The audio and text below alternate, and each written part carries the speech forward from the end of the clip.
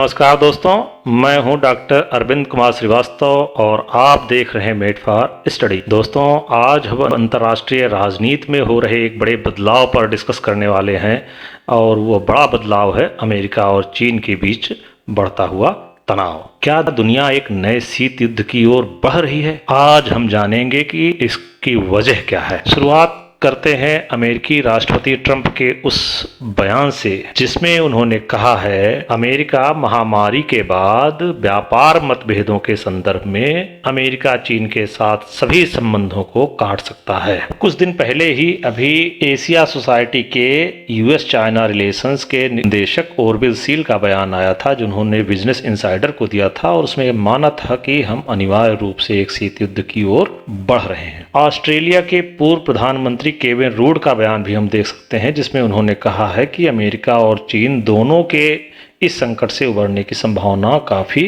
कम है। तो क्या हम ये मान लें कि दुनिया एक नए शीत युद्ध की ओर बढ़ रही है? आज हम जानेंगे इसकी वजह क्या है, इसके पीछे की रणनीति क्या है और इस नए शीत युद्ध के मुद्दों और इसके भावी स्वरूप को समझने की हम कोशिश करेंगे। बस आप बने रहिए हमारे साथ वीडियो के अंत तक। दोस्तों, हम जिसे नया शीत युद्ध का नाम दे रहे हैं उसके पीछे वजह यह है कि जैसे द्वितीय विश्व युद्ध के बाद दुनिया विचारधारा के नाम पर दो महाशक्तियों सोवियत संघ और अमेरिका के बीच बढ़ गई थी, तो क्या आज फिर से दुनिया दो महाशक्तियों के बीच बट रही है? अगर उस समय यह विभाजन विचारधारा के आधार पर था तो आज का विभाजन किस आधार पर किया जाए? अगर आप मानते हैं कि नया शीत युद्ध शुरू हो रहा है तो नीचे कमेंट बॉक्स में यस लिखें, अगर नहीं तो नो लिखें। अब हम आगे चलते हैं। हम आपको बताते हैं कि दुनिया में नया शीत युद्ध कैसे शुरू हो रहा है। पुराने शीत युद्ध में अमेरिका और सोवियत रूस आमने सामने थे और एक दूसरे पर वर्चस्व की जंग लड़ रहे थे।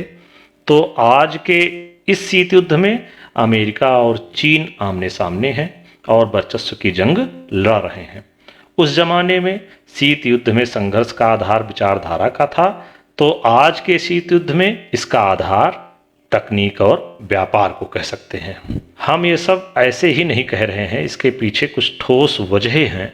आइए जानते हैं कि ये ठोस वजहें कौन कौन सी हैं। सबसे पहली ठोस वजह है वैश्विक नेतृत्व को लेकर मची हुई होड़। आप सभी जानते हैं कि पहले के शीत युद्ध का अंत सोवियत संघ के विघटन से हुआ था और तब से दुनिया का कमोबेश नेतृत्व अमेरिका के ही हाथों में रहा है।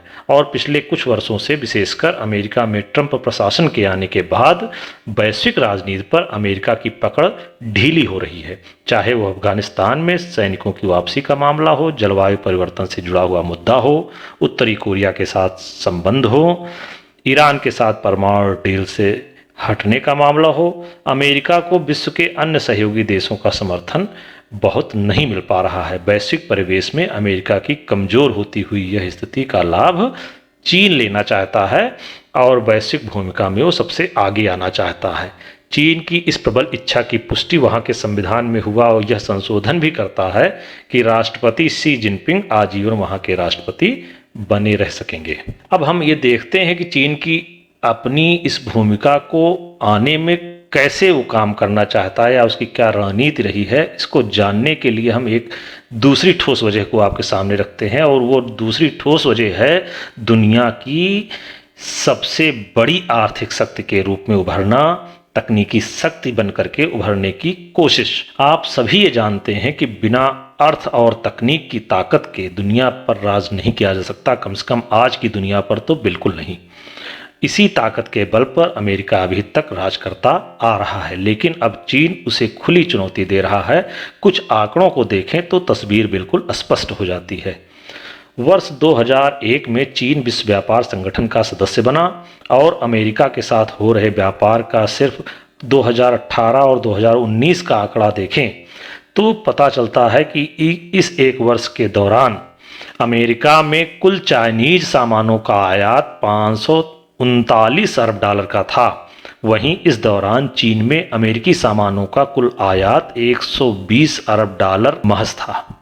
अर्थात सीधे सीधे अमेरिका को वर्ष 2018-19 यानी एक वर्ष में 419 अरब डॉलर का व्यापार घाटा हुआ। और शायद यही कारण है कि अभी हाल ही में 8 मई को अमेरिका ने चीन से आयात होने वाले लगभग 200 अरब डॉलर के सामान पर 2.5 गुना आयात शुल्क बढ़ा दिया और 10 से 25% और भी बढ़ाने की बात कही गई है। चीन निश्चित रूप से अमेरिका के इस व्यवहार की कड़ी आलोचना कर रहा है और उसे बेईमान बताने की कोशिश कर रहा है। इसी प्रकार तकनीक के क्षेत्र में देखें तो चाहे वो एरोस्पेस हो, टेलीकम्युनिकेशन हो, रोबोटिक्स हो, बायोटेक्नोलॉजी का क्षेत्र हो या ऑटोमोबाइल हो, इन सभी में या अधिकांश में अमेरिका का ही अभी तक दबदबा रहा है। चीन अब इस दबदबे को खत्म करने के लिए अपनी कमर कस चुका है। चीन ने 2025 तक तकनीकी रूप से आत्मनिर्भर होने के लिए अपनी एक महत्वाकांक्षी योजना मेड इन चाइना 2025 पेश की है। Made in China 2025। इस योजना के तहत वह तकनीक के सभी क्षेत्रों में वर्ष 2025 तक 70% तक आत्मनिर्भर बनने का लक्ष्य रखा है। हम आपको बता दें कि दूर संचार के क्षेत्र में Chinese company Huawei next generation 5G wireless तकनीक के मामले में आज दुनिया की अग्रणी कंपनी बन के उभरी है और इस कंपनी के उपकरणों को लेकर अमेरिका ने कोहराम मचा रखा है। उसने इसे अपनी राष्ट्रीय सुरक्षा के लिए खतरा माना है और यह आरोप भी लगाया है कि चीन इसके माध्यम से पूरी दुनिया में जासूसी करता है। और मजे की बात यह है कि ब्रिटेन भी इस मामले में खुलकर अमेरिका के साथ आ गया है। तो ये तकनीक और व्यापार का जो क्षेत्र है, इसमें जो एक दूसरे के प्रति आरोप प्रत्यारोप लगाए जा रहे हैं, एक दूसरे से बढ़त हासिल करने की कोशिश की जा रही है, क्या ऐसा नहीं लगता है कि दोनों देश इस क्षेत्र में अपने संबंधों को शीत युद्ध की ओर ले जा रहे हैं? अब हम आपको बताते हैं शीत युद्ध की ओर बहने की तीसरी बड़ी वजह है कोरोना महामारी। कोरोना महामारी ने दोनों देशों के रिश्तों में कोढ़ में खाज का काम किया है। अर्थात व्यापार मुद्दे पर बढ़ते तनाव के बीच कोरोना संकट ने दोनों देशों के बीच रिश्तों की खाई को और चौड़ा कर दिया है। अमेरिका ने कोरोना वायरस को चाइनीज वायरस कहा है। इस पर चीन की कड़ी आपत्ति है। अमेरिका ने सिर्फ चाइनीज वायरस ही नहीं कहा बल्कि WHO को लिख करके पत्र ये मांग भी की कि विश्व स्वास्थ्य संगठन इस महामारी को चीनी वायरस नाम दिया जाए। हालांकि ये बात और है कि WHO ने अमेरिका की इस अपील पर ध्यान नहीं दिया और इसे कोविड-19 का नाम दिया गया। इतना ही नहीं, कोरोना को लेकर के अमेरिका का स्पष्ट मत है कि यह वायरस चीन द्वारा फैलाया गया है। अगर चीन ने समय रहते इस पर ध्यान दिया होता और अपनी जानकारी साझा की होती तो शायद दुनिया में ये स्थिति नहीं होती। और उसने WHO पर भी चीन का परोक्ष और प्रत्यक्ष समर्थन करने का आरोप भी लगाया है।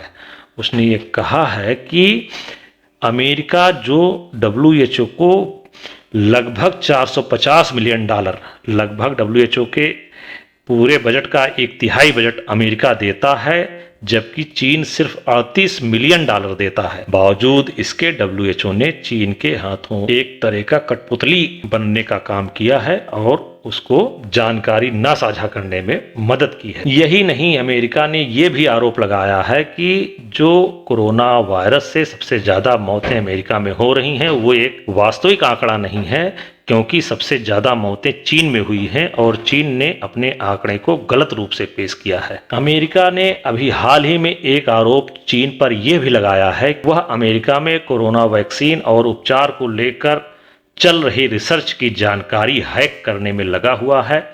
इन सभी आरोपों का चीन ने भले ही अपनी तरफ से खंडन किया है, लेकिन उसने स्पष्ट आरोप लगाया है कि अमेरिका रिश्तों में तनाव को बढ़ा रहा है।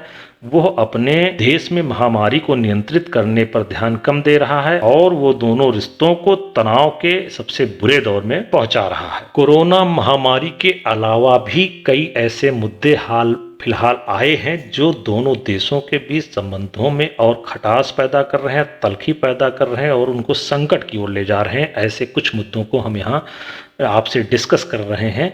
उनमें सबसे पहला है हांगकांग और ताइवान को लेकर चीन और अमेरिका के बीच बढ़ता विवाद। इन दोनों देशों के मसलों को लेकर अमेरिका और चीन शीत युद्ध की स्थिति में अक्सर बने रहते हैं। अमेरिका जहां दोनों की स्वायत्तता का पक्षधर है, वहीं चीन इसे अपना आंतरिक मामला बताता रहा है। पिछले वर्ष हांगकांग में हुए विरोध प्रदर्शनों पर चीन की सेना के हस्तक्षेप की अमेरिका ने जहां कठोर निंदा की, यहां तक कि वहां की कांग्रेस ने हांगकांग मानवाधिकार और लोकतंत्र अधिनियम भी पारित किया। साथ ही चीन पर और प्रतिबंध लगाए जाने की धमकी भी दी। हाल ही में चीन द्वारा लाया गया सुरक्षा कानून जो हांगकांग के संदर्भ में है, उसका भी अमेरिका ने कड़ा विरोध किया है। इसी प्रकार ताइवान को लेकर के भी चीन और अमेरिका के बीच विवाद गहरा रहे हैं। जब से ताइवान में नई सरकार निर्वाचित हुई है, नवनिर्वाचित सरकार के उद्घाटन कार्यक्रम में अमेरिकी प्रतिनिधि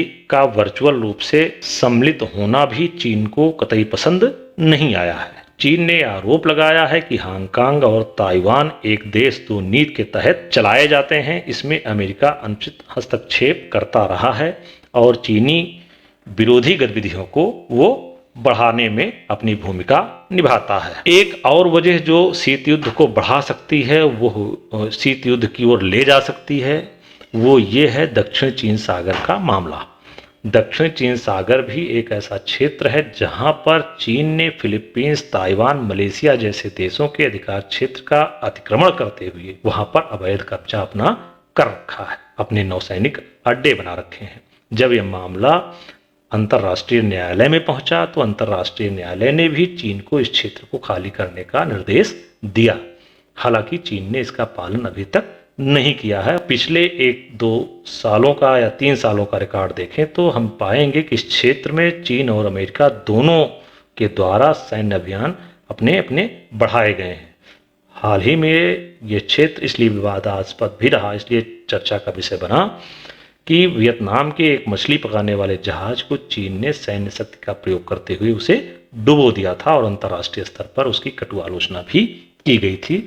ऐसा प्रतीत होता है भविष्य में यह मुद्दा दोनों देशों के बीच एक शीत युद्ध को जन्म देने में महत्वपूर्ण भूमिका निभा सकता है। और अंत में शीत युद्ध की एक अन्य ठोस वजह जो बनती हुई दिख रही है वो है ट्रंप द्वारा G7 संगठन का विस्तार करते हुए भारत को उसमें आमंत्रित किया जाना।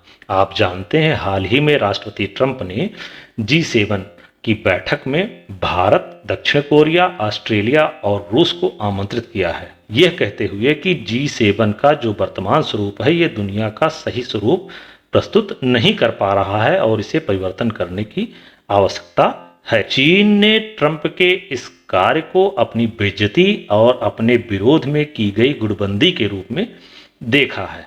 अंततः हम अपने विश्लेषण को निष्कर्ष की ओर ले चलते हुए आपको बता दें कि निर्मला मेनन राव जो वर्ष 2009 से 2011 तक भारत की विदेश सचिव के रूप में भी रही हैं और वाशिंगटन और बीजिंग में राजदूत के रूप में भी काम कर चुकी हैं, उनका मानना यह है कि अमेरिका और चीन के बीच जो ये तनाव है अभी ये कम होने वाला नहीं है और अमेरिकी चुनाव होने तक तो ये बिल्कुल भी नहीं कम होने वाला है। जेविन टी जैकब जो शिव नादर विश्वविद्यालय में एसोसिएट प्रोफेसर के पद पर हैं और दिल्ली में नेशनल मैरीटाइम फाउंडेशन में असिस्टेंट रिसर्च फेलो के रूप में काम कर रहे हैं, उन्होंने कहा है कि यद्यपि यह शीत युद्ध जिसको नया शीत युद्ध कहा जा रहा है ये अमेरिका और सोवियत संघ के पुराने शीत युद्ध जैसा नहीं है जो साम्यवाद और पूंजीवाद पर आधारित था और ना ही दुनिया आज 2 ध्रुवों में बटी है। आज तो रूस, भारत, जापान जैसे बड़े देश तीसरे ध्रुव के रूप में उपस्थित हैं।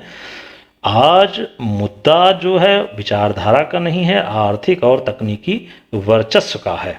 हाँ, ये बात और है कि ट्रंप अगर दोबारा सत्ता में जीत कर आते हैं तो चीन और अमेरिका के संबंध निश्चित रूप से शीत युद्ध की ओर ही बढ़ेंगे। आपको यह विश्लेषण कैसा लगा नीचे कमेंट बॉक्स में जरूर बताइएगा।